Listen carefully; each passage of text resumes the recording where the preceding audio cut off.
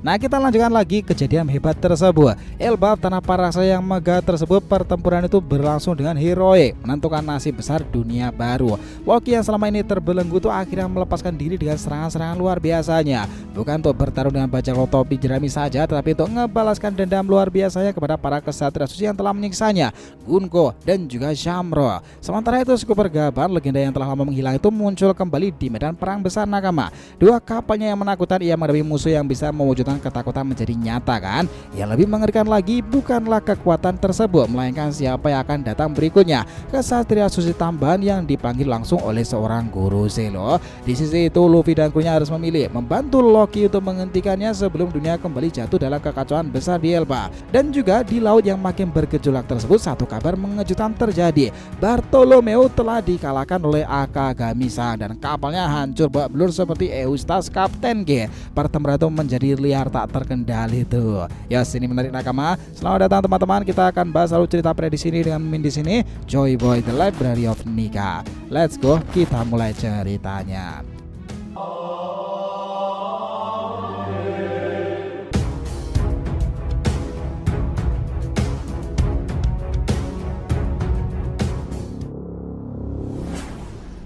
Oh ya, biar kita terus bisa berinteraksi dengan kalian nih, subscribe dan juga bantu ramein video ini ya nakama. Selain Joy Boy The Library of Nika untuk One Piece, jangan lupa untuk subscribe 3 channel kita yang lainnya, DRTV Media Team untuk Solo Leveling dan Boruto nih, Saga Bertutu Blue Fortune untuk tema fan fiction, Shonen Odyssey untuk anime, manga dan juga manhwa lainnya. Kita tunggu kalian muncul di sana pula ya. So let's go, kita masuk ke intinya.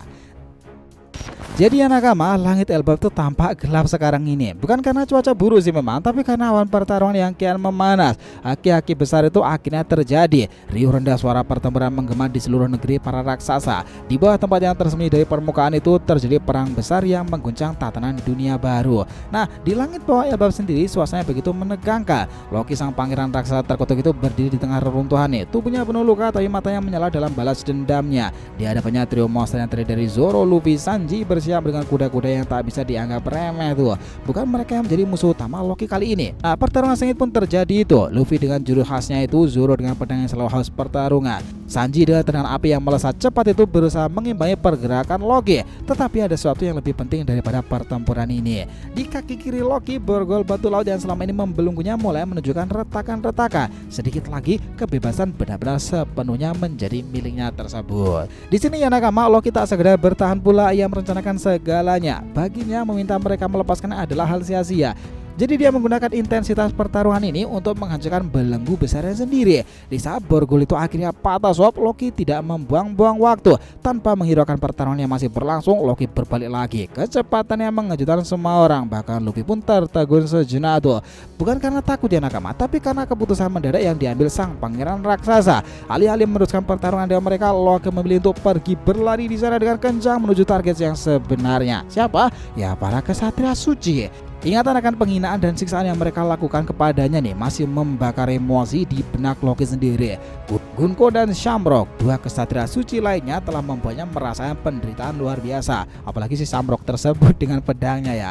Saat Loki dalam keadaan terantai tersebut, Gunko mengajarnya tanpa ampun. Sementara Shamrock menggunakan pedang 3 kepalanya untuk melukainya tanpa belas kasihan kan. Bahkan binatang-binatang yang jadi teman setianya pun dibantai tanpa alasan jelas. Luka fisik mungkin bisa sembuh, tetapi luka hati tak akan pernah pudar kan. Apalagi itu adalah teman-temannya sendiri loh. Fenrir segala tersebut adalah salah satunya.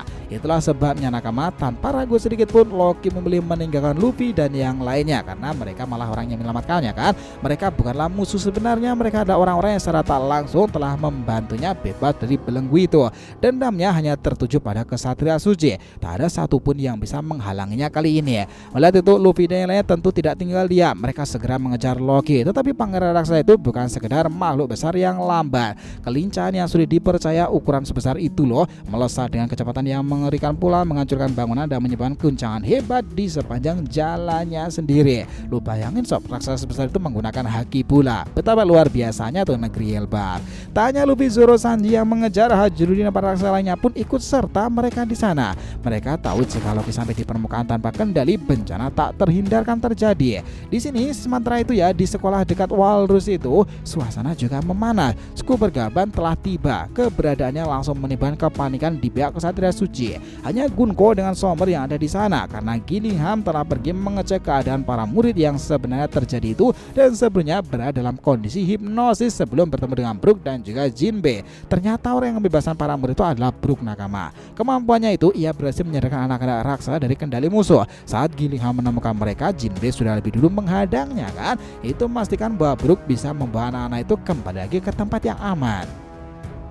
Sommer di sini yang menyadari bahwa Gillingham belum kembali meminta Gunko untuk pergi meriksa keadaan. Sementara itu ya, ia milih untuk menghadapi Skuper Gaban seorang diri tuh. Sommer bukanlah lawan sembarangan. Dengan kekuatan buah iblisnya, ia mampu mengubah ketakutan lawannya menjadi nyata. Ada satu masalah besar memang. Skuper Gaban tidak takut pada apapun. Serangan yang seharusnya membuat lawannya gentar justru tidak berpengaruh sedikit pun loh. Keadaan makin sulit benarnya bagi Sommer. Tanpa pilihan lain, ia harus bertarung menggunakan senjata tersebut. Serangan padanya begitu cepat dan kuat nih. Itu ngebuat pohon-pohon raksasa tumbang seketika. Tapi Gaban dengan dua kapalnya yang terkenal tersebut ngebala dengan lebih dahsyat lagi. Bukan hanya ranting tapi batang pohon besar pun roboh akibat ayunannya. Serangan membelah gunung luar biasa terjadi tuh. Melihat situasi yang tidak menguntungkan, Sommer akhirnya menggunakan kartu trove-nya tersebut. Monster-monster dari ketakutan anak-anak Elbaf mulai bangkit satu persatu. Bahkan Black Nika yang sempat dikalahkan sebelumnya pun muncul kembali nakama. Gaban jelas tak gentar ya dengan pengalaman segudang tersebut. Sebaliknya ia justru tersenyum.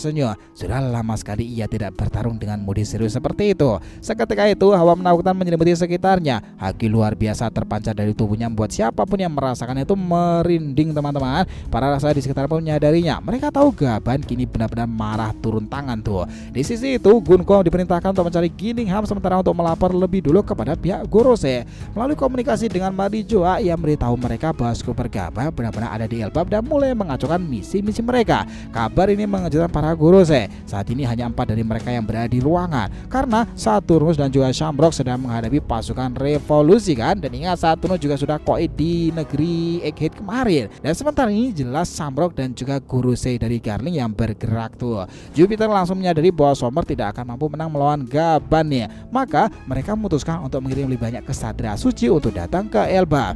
Nah di sini Gunko segera bertindak nih, menggunakan sihir khusus yang menciptakan lingkaran ajaib yaitu Abyss tersebut, pentagram itu ya. Tirita menyambar-nyambar dari lingkaran tersebut. Muncullah seorang kesatria suci baru yang ada di sana. Kehadirannya langsung dirasa oleh Gaban. Ya tahu betul situasi akan makin sulit lagi, tetapi bukan berarti ia akan mundur seperti itu ya nakama. Di tempat itulah Loki akhirnya tiba di hadapan Gunko dan kesatria suci yang baru datang tersebut. Gunko membeku kaget tidak percaya bahwa Loki telah bebas dan itu artinya balas dendam segera terjadi. Tatapan sang pangeran raksasa begitu dingin penuh dendam yang telah lama ia pendam. Di mana Shamrock tersebut? Dia mengatakan dengan penuh emosi seperti itu.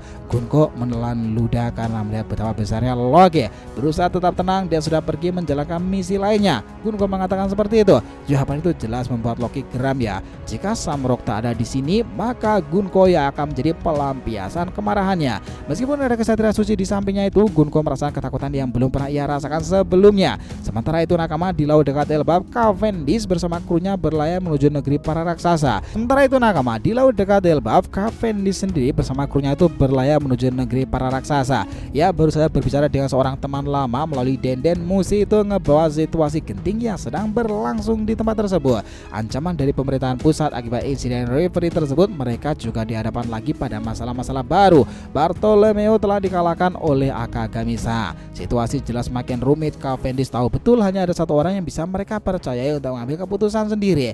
Bos besar mereka Monkey D. Luffy kan. Dan itulah yang mereka harapkan. Namun kita tahu ya sekarang Luffy sendiri menghadapi kekacauan besar setelah mengejar Loki tersebut ketika mereka mendatangi para kesatria suci. Pertempuran ini bisa menjadi battle royale yang akan sulit berakhir loh nakama. Semua orang akan terlibat dan keterlibatan itu berkaitan dengan orang-orang penting di negeri para raksasa Elbaf nakama. Jadi kalau mau disimpulkan nih bahwa di tengah pertarungan dahsyat Elbaf itu berbagai kekuatan besar saling bertabrakan, membentuk titik yang akan mengguncang tatanan dunia baru. Loki dipenuhi amarah akhirnya berhadapan dengan Gunko dan kesatria suci lainnya. Tak ada lagi yang bisa menghentikan keinginannya untuk membalaskan dendamnya. Bahkan kehadiran musuh baru tak ngebuatnya mundur kan. Di sisi lain Super Gaban membuktikan bahwa legenda tak pernah pudar. Kekuatan pengalaman pertarungannya luar biasa. Ia mendominasi medan pertempuran lawan Sommer tersebut, memaksa musuhnya mencari cara lain bertahan hidup nih. Namun dengan makin banyak kesatria suci yang dipanggil, kemenangan bukan hal yang mudah sepertinya. Luffy dan krunya itu yang awalnya hanya berusaha melindungi Elbaf kini dihadapan pada dilema